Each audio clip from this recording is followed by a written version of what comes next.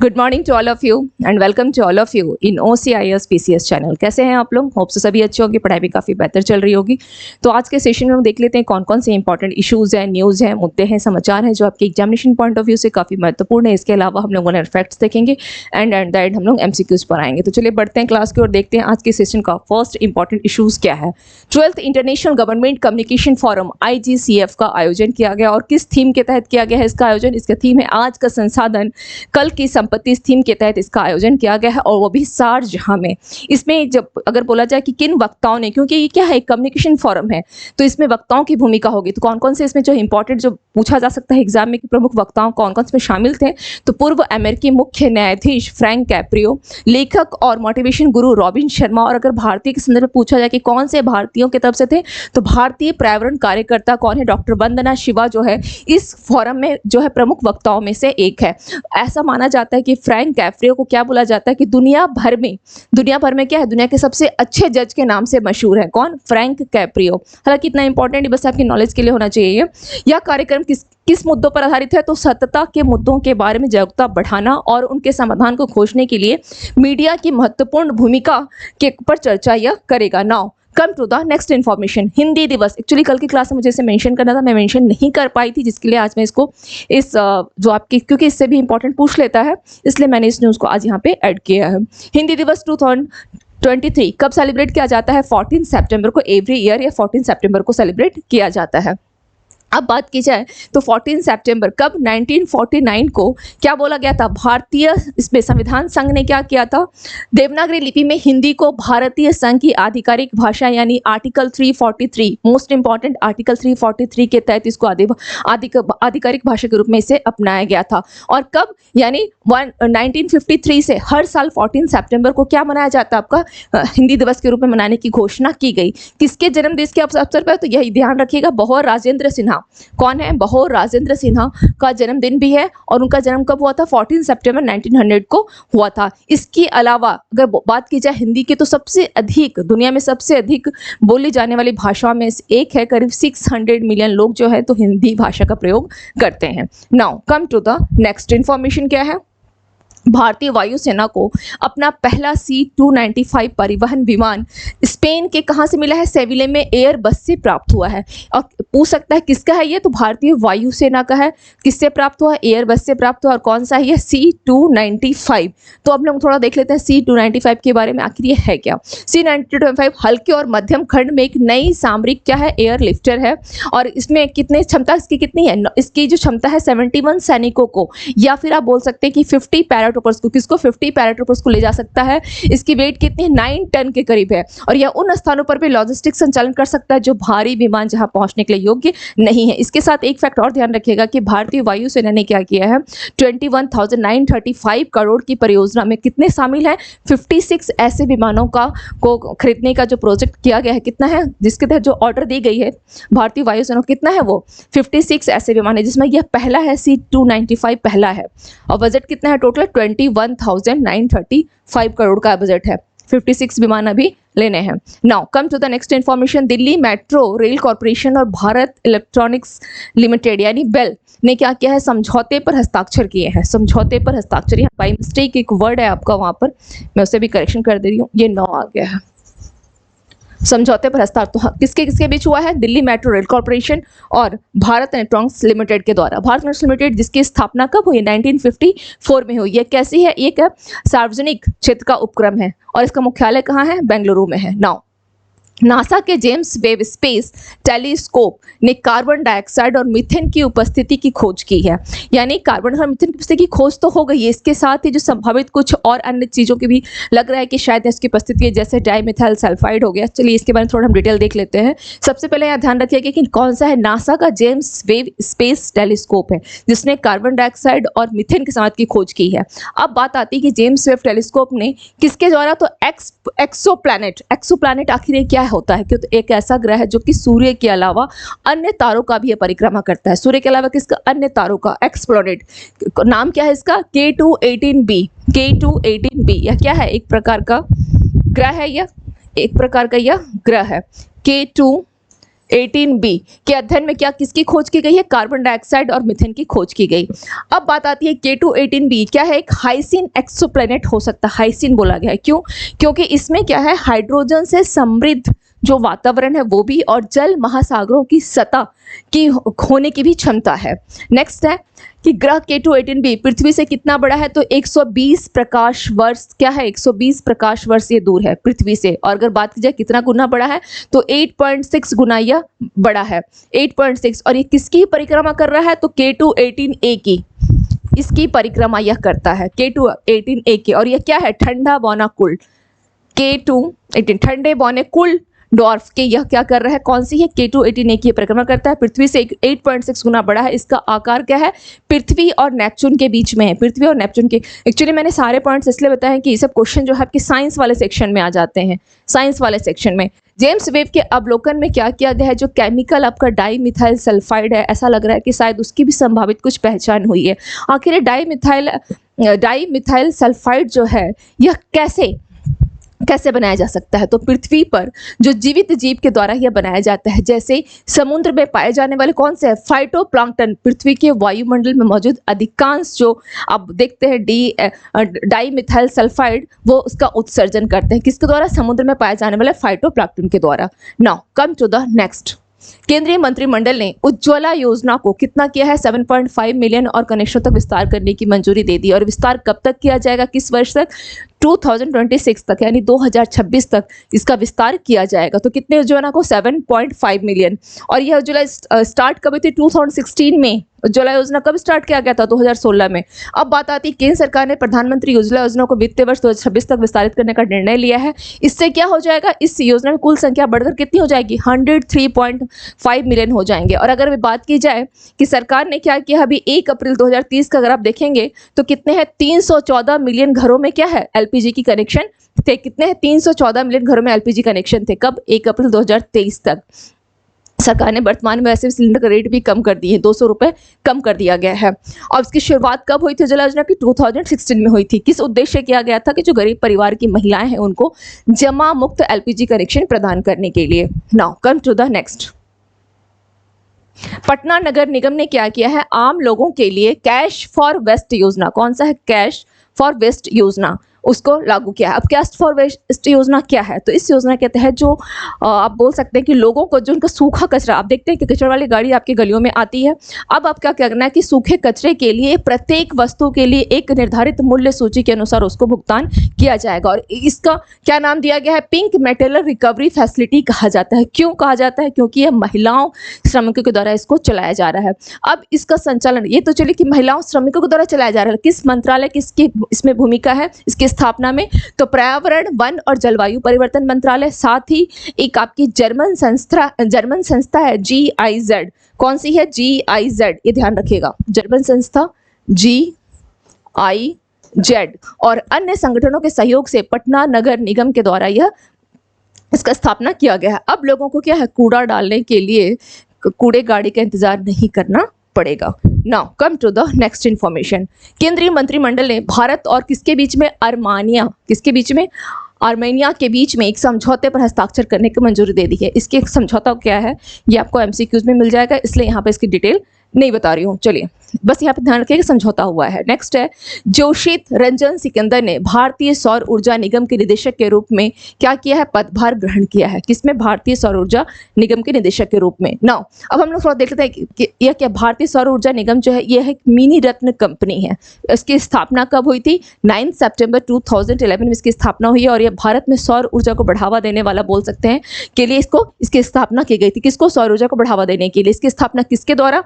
तो राष्ट्रीय सौर मिशन के कार्यान्वयन की सुविधाजनक बनाने के लिए इसकी की गई थी। और यह एकमात्र क्या है? सार्वजनिक उपक्रम है। एकमात्र सौर ऊर्जा क्षेत्र में एकमात्र सार्वजनिक उपक्रम है जो कि एक मिनी रत्न कंपनी है। कौन सी है? मिनी रत्न कंपनी है। Now come to the next. Next क्या है? केरल के कोझिकोड से क्या मिला है? Nipah virus. केरल के कोझिकोड से निपाह वायरस। थोड़ा सा निपाह वायरस को समझ लेते हैं। निपाह वायरस NIV को अत्यधिक रोगजनक पैरामिक्सो वायरस के रूप में इसको वर्गीकृत किया गया है। पैरामिक्सो, इसके प्राकृतिक रिजर्वायर क्या क्या है? इसके प्राकृतिक जो रिजर्वायर हैं टेरोपस जीन्स, टेरोपस जीन्स के फल चमगादड़ यानी फ्रूट बेट्स हैं। और अगर सुअर संक्रमित चमगादड़ द्वारा काटे गए फल खाते हैं, अगर सुअर संक्रमित जो बोल चमगादड़ के द्वारा अगर फल को खा लेता है तो क्या होगा, सुअर में भी ये बीमारी फैल सकती है। रोग के रूप में विकसित होने और प्रकट होने में इस वायरस को कितना टाइम लगता है, 6 से 21 दिनों में यह वायरस जो है पूरे तरीके से फैल जाता है। वायरस के प्रसार के 2 मुख्य जो आप बोल सकते हैं तरीके हैं, कौन कौन से हैं। एक है आपका NIV से दूषित, यानी जो निपाह वायरस से दूषित अगर कच्चे खजूर का रस पीना, और दूसरा है कि निपाह जो संक्रमित व्यक्ति हैं उससे क्या होगा, उसके साथ निकट शारीरिक संपर्क से भी यह वायरस जो है फैलता है। इसके लक्षण क्या क्या है, बुखार है, प्रलाप यानी डेलिरियम, गंभीर कमजोरी, सिर दर्द, सांस की तकलीफ, खांसी, उल्टी, मांसपेशियों में दर्द, ऐंठन और दस्त है। नेक्स्ट है संक्रमित लोगों में वायरस जो है मस्तिष्क की सूजन या श्वसन रोगों की विशेषता वाली क्या है, गंभीर बीमारी का कारण बनता है। किसके, गंभीर बीमारी का यह कारण बनता है। Now come to the next information. चलिए अब आते हैं आज के कुछ इंपॉर्टेंट पॉइंट्स पर। भारतीय सेना ने पूर्व सैनिकों और शहीदों के परिजनों के कल्याण के लिए क्या किया है, प्रोजेक्ट नमन को लॉन्च किया है। उत्तर कोरिया के राष्ट्रपति किम जोंग उन संभावित हथियार सौदे के लिए कहां पहुंचे हैं, रूस पहुंचे। नाटो देश जिसकी स्थापना 4 अप्रैल 1949 को की गई थी, तो शीत युद्ध के बाद सबसे बड़ा सैन्य अभ्यास करने की योजना बना रहा है। और कब करने की योजना बना रहा है, ये नेक्स्ट ईयर यानी 2024 के बसंत के समय में। वैश्विक सांस्कृतिक समझ के लिए 2023 ब्रिटिश एकेडमी पुरस्कार जो पुस्तक पुरस्कार के लिए भारतीय विरासत के 2 लेखकों को क्या किया गया, शॉर्टलिस्ट किया गया। कौन कौन है वो, एक है आपकी नंदिनी दास और दूसरे हैं आपकी मंजाप्रा, एक ब्रिटेन और दूसरे अमेरिका के हैं। RBI ने 11 सितंबर से सब्सक्रिप्शन लेने के लिए सॉवरेन गोल्ड स्कीम जो है आपको वो जारी किया है। अगर बात की जाए कि सॉवरेन गोल्ड बॉन्ड स्कीम जो है इसको फर्स्ट टाइम कब इसके आरंभ किया गया था, नवंबर 2015 में इसको आरंभ किया गया था। नाउ नेक्स्ट क्या है, भारत और मंगोलिया ने अपने द्विपक्षीय संबंधों की समीक्षा की, जिसके तहत शिक्षा, कौशल, ये सारे संबंधों की उन्होंने समीक्षा की है। ध्यान रखिएगा कि मंगोलिया क्या है, एक स्थल अवरुद्ध देश है जो कि उत्तर में रशिया है और दक्षिण में चाइना से घिरा हुआ है। और भारत और मंगोलिया के बीच में कौन से सैन्य अभ्यास किए जाते हैं, नोमोडिक एलिफेंट अभ्यास किए जाते हैं। सिंधु गंगाधरण को नेस्कॉम का उपाध्यक्ष नियुक्त किया गया है और राजेश नाम्बियार को नेस्कॉम का अध्यक्ष नियुक्त किया गया है, नेस्कॉम का अध्यक्ष। किरण जॉर्ज ने इंडोनेशिया मास्टर्स जीतकर दूसरा सुपर 100 खिताब जीत लिया और यहाँ तक पहुंचने वाले यह पहले भारतीय हैं। विजयवाड़ा रेलवे स्टेशन को प्लैटिनम रेटिंग के साथ IGBC Indian green building council का क्या किया गया है, ग्रीन रेलवे स्टेशन प्रमाण प्राप्त हुआ है, जो कि 2019 में कौन सा था रेटिंग, गोल्ड रेटिंग थी इसकी। 2023 में अपग्रेड होकर के प्लेटिनम रेटिंग प्राप्त हुई है। केंद्रीय मंत्री Sarbananda Sonowal eastern economic forum जो कि कौन सा था, 8वां ईस्टर्न इकोनॉमिक फोरम का इन्होंने प्रतिनिधित्व किया और इसका आयोजन कहाँ किया गया, तो रूस के व्लादिवोस्तोक में इसका आयोजन किया गया। Now come to the next. बांध सुरक्षा पर अंतर्राष्ट्रीय सम्मेलन कब हुआ, 40 सितंबर को कहाँ किया गया, राजस्थान के जयपुर में। और किसने किया है इसका उद्घाटन का, तो उपराष्ट्रपति जगदीप धनखड़ जी के द्वारा किया गया उद्घाटन। Now come to the next. किसने US ओपन 2023 का खिताब जीता है, नोवाक जोकोविच ने, जो कि सर्बिया के खिलाड़ी है और यह इनको 24वां ग्रैंड स्लैम खिताब जीता। दुनिया के सबसे ऊंचे फाइटर एयरफील्ड का निर्माण किया जाएगा कहाँ, लद्दाख के न्योमा में। नेक्स्ट है US ओपन का महिला खिताब किसने जीता है, कोको गॉफ ने। पूर्वी दिल्ली के लोनी क्षेत्र में किसका निर्माण किया जा रहा है, तो पहली ये दिव्यांग पार्क होगी जिसका निर्माण कहाँ किया गया है, पूर्वी दिल्ली के लोनी क्षेत्र में। सितंबर 2023 में विश्व तीर अंदाजी चैंपियनशिप 2023 का आयोजन कहाँ किया जाएगा, तो मैक्सिको। सितंबर 2023 में यूपी के ग्रेटर नोएडा स्थित कौन सा पार्क है, बुद्धा इंटरनेशनल फार्मूला 1 सर्किट में पहली बार किसका आयोजन किया जा रहा है, तो मोटोजी रेस। किसने ICC पुरुष ODI रैंकिंग में शीर्ष स्थान हासिल किया है, तो ऑस्ट्रेलिया ने किया ICC पुरुष ODI में। नेक्स्ट है युवा कांग्रेस के किस राष्ट्रीय महासचिव को क्या किया गया है, कर्नाटक टेबल टेनिस एसोसिएशन का अध्यक्ष नियुक्त किया गया है, रक्षा रमैया। भारत ने संवादात्मक भुगतान के लिए क्या लॉन्च किया, हेलो UPI। हिंदी दिवस हर साल कब मनाया जाता है, 14 सितंबर को।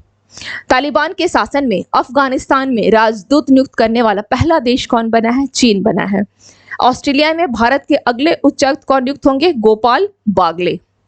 नेक्स्ट है विश्व महिला टीम शतरंज चैंपियनशिप का खिताब जीतने वाली टीम कौन सी बनी है, जॉर्जिया की टीम बनी है। मुख्यमंत्री मेधावी विद्यार्थी योजना MP गवर्नमेंट के द्वारा शुरू किया गया है।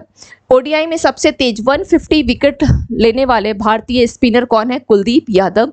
किस राज्य में स्कूल ऑफ एबिनेज की शुरुआत की गई है, और वो है आपका पंजाब। एशिया कप के फाइनल पहुंचने वाले पहली टीम बनी है Bharat. Now come to the, आज के हम लोग एमसीक्यूज पर आते हैं। फर्स्ट एमसीक्यूज है, इंटरनेशनल गवर्नमेंट कम्युनिकेशन फोरम यानी IGCF का कौन सा संस्करण 13 से लेकर के 14 सितंबर 2023 तक कहाँ पर आयोजित किया गया है? शारजाह में आयोजित किया गया था। ऑप्शन दिया गया है 11th, 12th, 13th, 14th। तो ये कौन सा था? यह आपका 12th एडिशन। कौन सा है? 12th एडिशन है, 12वां संस्करण है। Now come to the next question. Hindi Diwas dash के जन्मदिन को चिन्हित करने के लिए 14 सितंबर को मनाया जाता है। ऑप्शन दिया गया सरदार वल्लभ भाई पटेल, ब्योहर राजेंद्र सिन्हा, सर्वपल्ली राधाकृष्णन, राजेंद्र प्रसाद। तो इसका राइट आंसर क्या हो जाएगा? Beohar Rajendra Sinha. Now come to the next question. भारतीय वायुसेना को अपना पहला C-295 परिवहन विमान डैश से प्राप्त हुआ है? एयरबस, संयुक्त विमान निगम, लॉकहीड मार्टिन, बोइंग। तो किससे प्राप्त किया गया है इसने? एयरबस से प्राप्त हुआ, एयरबस से। Now come to the next. अगस्त 2023 में भारत की मुद्रास्फीति घटकर कितनी हो गई है? 6.1%, 5.9%, 6.9%, 6.8%। तो राइट आंसर क्या हो जाएगा? 6.8%। नेक्स्ट क्वेश्चन है, निम्नलिखित में से किसने स्वदेशी संचार आधारित ट्रेन नियंत्रण प्रणाली विकसित करने के लिए भारत इलेक्ट्रॉनिक्स लिमिटेड के साथ एक समझौता ज्ञापन पर हस्ताक्षर किए हैं? ऑप्शन दिया गया है Delhi metro rail corporation, Jaipur metro rail corporation, Patna metro rail corporation, Indore metro rail corporation. तो इसका राइट आंसर क्या हो जाएगा? Delhi metro rail corporation, Delhi metro rail corporation. Now come to the next question. NASA के जेम्स वेब स्पेस टेलीस्कोप ने dash के अपने अध्ययन में कार्बन डाइऑक्साइड और मीथेन की उपस्थिति की खोज की?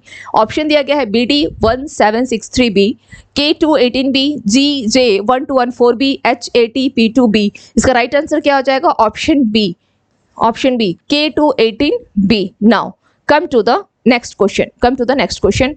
केंद्रीय मंत्रिमंडल ने उज्ज्वला योजना का विस्तार किस वर्ष तक करने की मंजूरी दी है? ऑप्शन है 2028, 2029, 2024, 2026। तो क्या हो जाएगा? 2026 तक विस्तार करने की इसने मंजूरी दी है। भारत के पशुपालन और डेयरी विभाग और विश्व पशु स्वास्थ्य संगठन यानी WOAH ने डैश में एक बहुक्षेत्रीय कार्यशाला भारत में वन्य जीवों में फैलने वाली घटनाओं का जोखिम आधारित प्रबंधन का सफलतापूर्वक आयोजन किया। जयपुर, हैदराबाद, कानपुर, चेन्नई। इसका राइट आंसर क्या हो जाएगा? Hyderabad, Hyderabad. Now come to the next.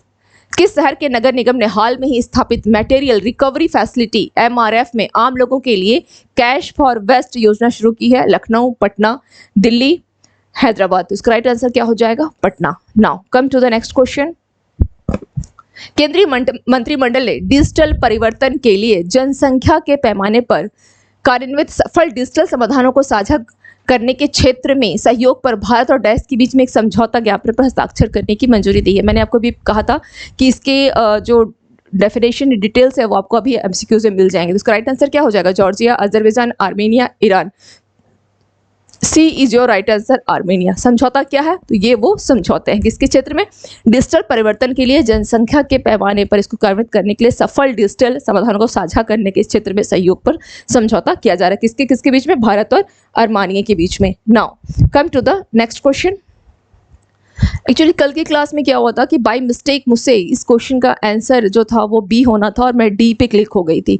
तो मैंने क्लास के जस्ट बाद मैंने मैसेज पे डाला था। आई डोंट नो कितने स्टूडेंट्स ने देखा और नहीं देखा, इसलिए इस क्वेश्चन को दोबारा रिपीट कर रही हूँ।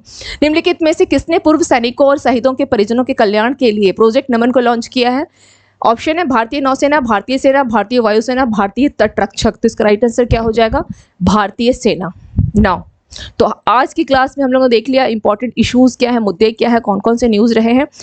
इसके अलावा हम लोगों ने वर्ल्ड फैक्ट्स, कुछ पॉइंट्स हम लोगों ने रिवीजन के लिए भी देखा। रिवीजन क्योंकि कुछ नए पढ़ने से ज़्यादा जरूरी होता है एज मच एज रिवीजन करना।